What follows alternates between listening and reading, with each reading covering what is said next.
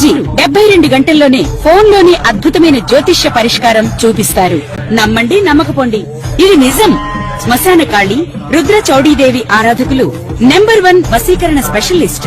గురూజీ మనిషి పుట్టుక నుండి చనిపోయే వరకు వచ్చే అన్ని క్లిష్టమైన సమస్యలకు పరిష్కారం ఇక్కడ లభిస్తుంది. విద్య, ఉద్యోగం, వ్యవహారం, స్త్రీ ప్రేమ, పెళ్లి, సంతానం, స్త్రీ పురుష వశీకరణం, భూవశం, భార్యాభర్తల కలహాలు, కోర్టు సమస్యలు, విడాకుల సమస్యలు, చేతబడి, అప్పుల బాధ, ఇంకా మీకు ఎలాంటి సమస్యలు ఉన్నా 72 గంటల్లోనే శాశ్వత పరిష్కారం చేయబడింది. 2026 సంవత్సరం 5వ నెల మే నెల 9వ రాశి ధనస్సు రాశి. ఈ ధనస్సు రాశి పరిస్థితి ఏయో బాబి మూల బుధవాడ పూర్వాషాఢ బే అనక్షరం ఉత్తరాషాఢ. ఈ 9 అక్షరాలు మూల, పూర్వాషాఢ, ఉత్తరాషాఢ మొదటి పాదం కలిసి ధనస్సు రాశి అయింది. ఈ ధనుర్మీనాలకి మీనంలో శని ఉన్నాడు. ధనస్సుకి మీనంలో ఉన్న శని వల్ల అర్ధాష్టమ శని. ఈ అర్ధాష్టమ శని ఎట్లా ఉంటుందంటే సగం అన్నం తిని సగం మానుకోవాలి. సగం అన్నం తిని సగం మానుకోవడం అంటే అన్నం లేక కాదు, అన్నం ఉంటుంది, గొంతు మీద కత్తెర, తొందరగా రమ్మంటారు. తిన్నన్నం చేయగలుగుంటాను కూడా ఖాళీ లేకుండా పరిగెత్తాల్సి వస్తుంది. గురువు సప్తమం ఉన్నాడు, రవి బుధులు బాగున్నారు, వ్యాపారం బాగా సాగుతుంది, గురువు వల్ల విద్యా ఉద్యోగం బాగుంటుంది. అర్ధాష్టమ శని చాలు. 10 మంది కొడుకుల్లో వంపలు తీసే ఒక్క కొడుకు చాలు. 10 మంది 9 మంది మంచి వాళ్ళైనా ఈ 10వ వాడు మాత్రం తండ్రి పేరు నిలబెట్టడు. తండ్రి పేరు అందరూ చెబుతాడు, బలా నా వాడి కొడుకయ్యా, ఇంత నీచుడు ఎక్కడ పుట్టడయ్యా, ఈ తండ్రి ఎట్టగా ఉన్నాడు అంటారు, కన్నాడు అంటారు. అంత పరిస్థితి ఈ ధనుస్సు రాశిలో వాళ్ళకి అంత బాధాకరమైన పరిస్థితులు వస్తాయి. అంటే మేమంతా దొంగలమా, మేము దొంగతనం చేస్తామంటే నువ్వు చేయకపోయినా దొంగతనం మరి నిరూపణ అవుతుంది, నువ్వు దొంగ అవుతావు. అవతల వాడు దొంగతనం చేసిపోతే నీ నెత్తిన పడుతుంది. దారిలో ఇద్దరు పోట్లాడుకుంటూ ఉంటారు. ఏంది, ఎందుకు పోట్లాడుకుంటున్నారు, అసలేంటి, ఇద్దరు తెలిసిన వాళ్ళే కదా, అసలేందో తెలుసుకొని వీళ్ళు తగాదా తీరుద్దామని నిలబడితే వాడు కత్తి తీసుకొని పసా 4 కోట్లు పెట్టి వాడు పరిగెత్తాడు, కింద పడి తన్నుకుంటూ ఉంటాడు, ఎవడో ఫోన్ చేస్తాడు.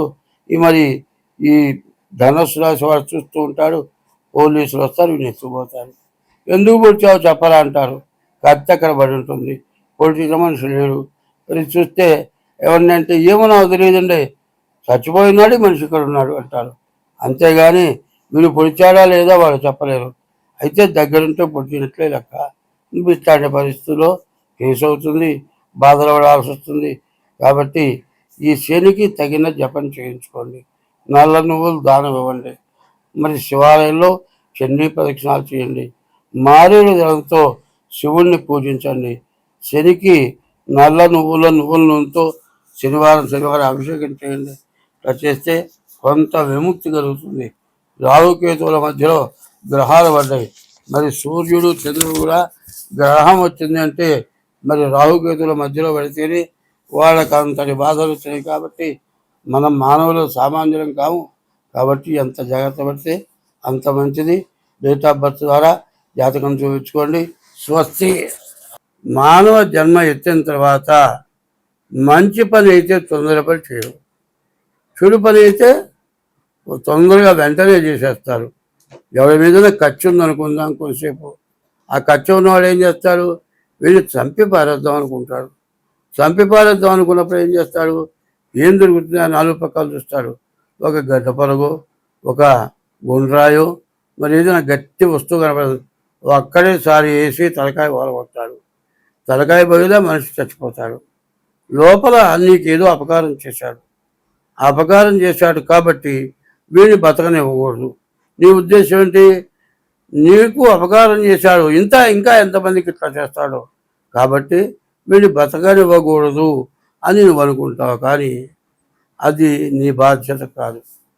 నీవు చెప్పింది ఒక రకంగా మంచిదే. ఎట్లా అంటే, నాకు అపకారం చేశాడు, ఇంకా ఇట్లా ఎంతమందికి అపకారం చేస్తాడో అనుకుంటున్నావు. అపకారం ఎవరికి చేస్తాడు, ఎవరికి మంచిగా ఉంటాడు అనేది భగవంతుడి యొక్క నిర్ణయం.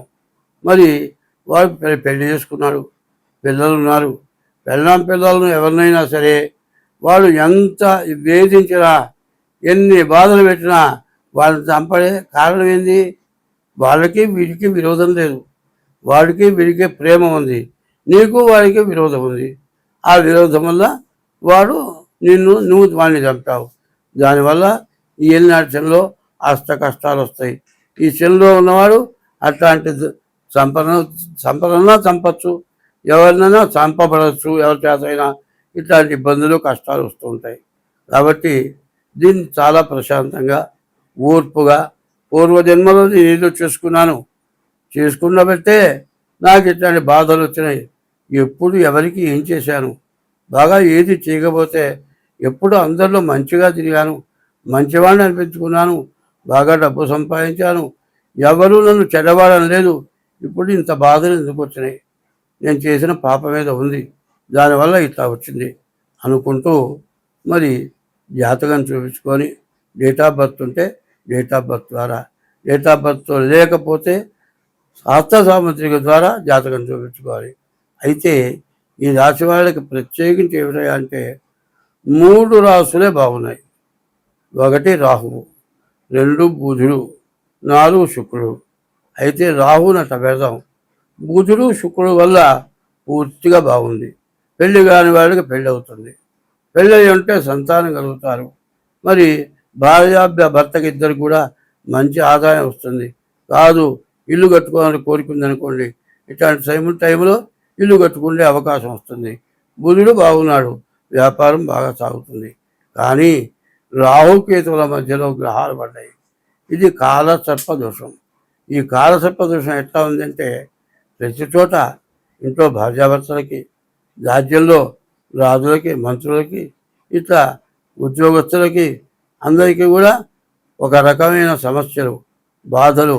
ఈ బాధలు ఎట్లా ఉంటాయంటే మనం మానుకొని ఎట్లా వెళ్ళిపోదామా, ఏదైనా చచ్చిపోదామా, ప్రాణం తీసుకుందామా అన్నంత పరిస్థితి ఇబ్బంది చూపిస్తాడు. కానీ ఎన్ని ఇబ్బందులున్నా మానవుడు ఆత్మహత్య చేసుకోవడం కానీ, శత్రువుని తిరిగి చంపడం కానీ ఇది మానవ ధర్మం కాదు, మనిషి చేసే పనులు కావు. ఇట్లాంటివి చేస్తే ఇంతకి 4 రెట్లు కష్టాలు అనుభవించాలి. ఏ జన్మలో కష్టాలు చేస్తేనే ఈ ఏలినాటి శనికి టైంలో కష్టాలు వస్తాయి. అదే ఈ ఏలినాటి శనిలో ఏ పాపం చేయని వాళ్ళు బాగా సుఖంగా డబ్బు అంతా సంపాదించుకొని బాగుంటారు. ఇట్లా ఉండటానికి కారణం ఏంది? నీ వ్యక్తిగతమైన పూర్వజన్మ పుణ్యం, లేకపోతే పూర్వజన్మ పాపం. కర్మమున పుట్టు జంతువు, కర్మములను వృద్ధి బంధువు, కర్మమున చెడును, కర్మమే చెడులకు దేవత, కర్మమే సుఖ దుఃఖములకు కారణమదివ. నీవు మంచి సత్కర్మ చేస్తే మంచి పనులు చేస్తావు, దుష్కర్మ చేస్తే దురాగతమైన పనులు చేస్తావు. ఎట్లాంటి దురాగతమైన పనులు?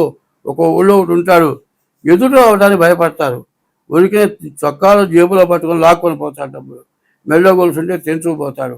వాడు ఎదురుస్తున్నా అంటే భయం, పారిపోతారు. ఎందుకు? వాడు చేసిన దుష్కర్మ వల్ల అట్లాంటి దుర్మార్గ పనులు చేస్తున్నారు. సత్కర్మ చేస్తే 10 మందితో మెప్పు పొందుతాడు, గొప్పగా సంపాదిస్తాడు, బాగా సుఖంగా ఉంటాడు, బాగా బాగుపడతాడు. కాబట్టి ఇది పూర్తిగా తెలియాలంటే డేట్ ఆఫ్ బర్త్ ద్వారా కానీ, లేకపోతే హస్త సాముద్రిక ద్వారా కానీ మీ జాతకం చెప్పించుకోండి. మీ లోపాలుంటే దాన్ని చెప్పి దానికి తగినటువంటి శాంతి చేయిస్తాం. స్వస్తి. ఓంకార మంత్ర సంయుక్తం నిత్యం ధ్యాయంతి యోగినః కామదం మోక్షదం తస్మై ఓంకారాయ నమో నమః. నమస్తే దేవదేవేశ, నమస్తే పరమేశ్వర, నమస్తే వృషభారూఢ నకారాయ నమో నమః. మహాదేవం మహాత్మానం మహాపాతకనాశనం మహాపాపహరం వందే మకారాయ నమో నమః. శివం శాంతం జగన్నాథం లోకానుగ్రహకారణం శివమేకం పరం వందే శికారాయ నమో నమః. వాహనం వృషభో యస్య వాసుకీ కంఠభూషణం వామే శక్తిధరం వందే వకారాయ నమో నమః యత్ర కుత్ర స్థితం దేవం సర్వవ్యాపినమీశ్వరం యల్లింగం పూజయే నిత్యం యకారాయ నమో నమః